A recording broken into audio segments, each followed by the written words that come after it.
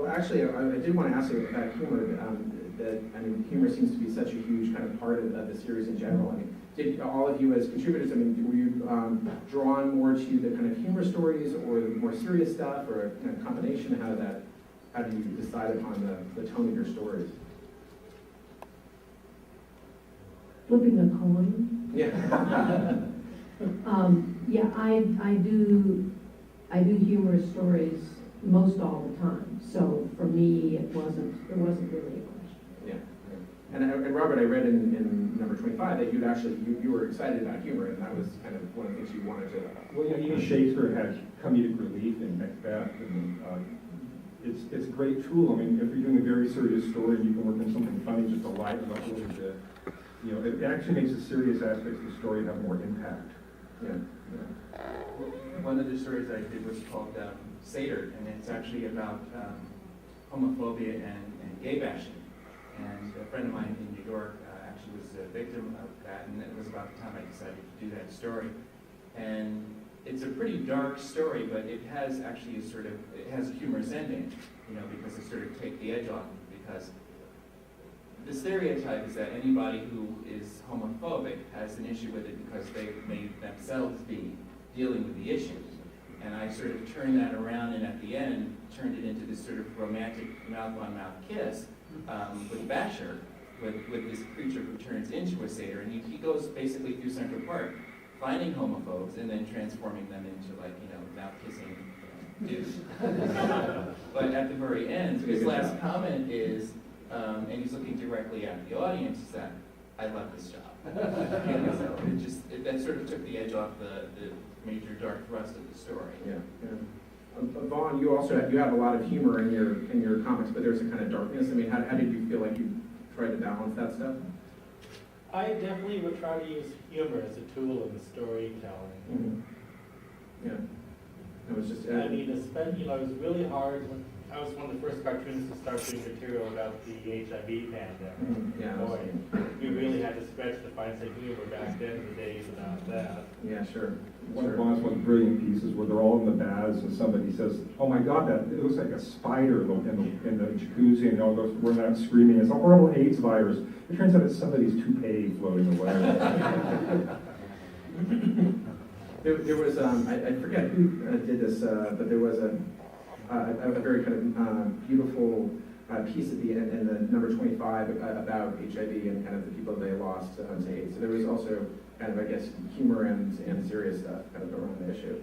But certainly in the 80s, that was a huge issue within the gay community. So still is, obviously. I wanted to ask about your sense of how, what came out of gay comics. There are books now like Boy Trouble and Juicy Mother, edited by Robert Kirby and Jen Camper, respectively, and they were both gay comics alumni. And then there's people that have created real successful cartoon careers kind of coming out of gay comics, like Alison Bechdel. And then there are also things like Strip AIDS, which you did, which is actually up on the wall right there. Yeah, absolutely. And are you guys happy with the kind of effects of gay comics that it created this somewhat of a cultural movement, and that there was stuff that continued on from it? The children of gay comics. Yeah, exactly.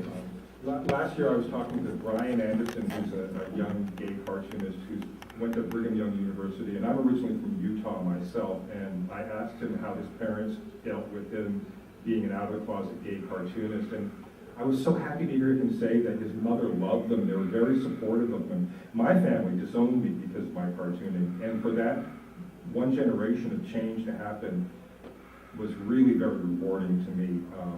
We saw the movie Milk for the first time just the other night, and I was blown away because so much change had gone by since then. The world has changed since we did gay comics. And I like to think that we all had a lot to do with it, just by showing gay people as humorous, funny, human, not sex machines, not crazy people. So talking to Brian last year was a very rewarding experience. I found, not just at the conventions, but several times people have run into me and they mentioned gay comics and how it gave them hope in Winnetka, Wisconsin, or wherever. It always seems to be some small Midwestern town, and that the fact that there was humor and warmth in the stories seems to mean a lot to them, and that gives me a warm feeling. Do you feel that there's I'm sorry, Burton, do you want to say? Well, I was just going to say that one thing I find very sad these days is that the gay bookstores, like A Different Light and Oscar Wilde Memorial Bookshop, these places are closing, and they're closing A Different Light in LA. They recently closed Oscar Wilde Memorial Bookshop, which has been in business for years. They closed A Different Light in New York years ago. And it's just like the venues where our comics would even be displayed are shrinking. I mean, the internet is one thing, but to actually be able to go into a store, we're unlikely to find gay comics and Borders books on any of the stands. But on the other hand, in Salt Lake City, you can order Boy Trouble or Juicy Mother, or even back issues of gay comics off the internet, whereas they were never for sale in any shop in that state ever. But it is, women's bookstores also, of course, have been closing like mad. I mean, places where I used to automatically always knew that when I did a book, I could do a reading at this woman's bookstore.